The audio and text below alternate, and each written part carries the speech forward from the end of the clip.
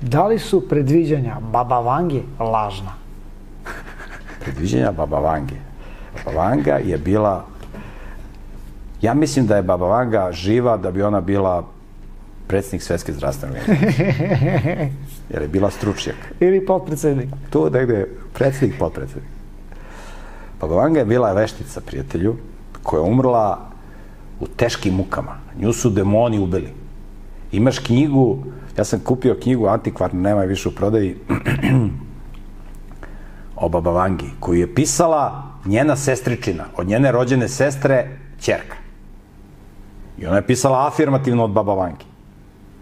Kako ona bila, mislim, ona bila veštica, brate, demonizovana, razvaljena. U toj knjizi piše kako je ona umrla, Baba Vanga. To je da plačeš. Oni njoj dođu u posetu, kad je ona bila na umoru, i kaže, ona priča sa nekim. Verovatno pričala sa svojom majkom ili sa svojim ocem, kaže ova njena sestričina, koja tričuke nema sa teologijom. Baba Vanga je umrla u mukama. Znači, ugušili su je demoni, ubili su je. Znači, bila veštica, Bog povukao zaštitu, demoni krenuli da se iživljavaju. Znači, kakvim mukama je umrla? Strašno. A svako malo, proročanstvo Baba Vange, Baba Vanga. Strašno. Tako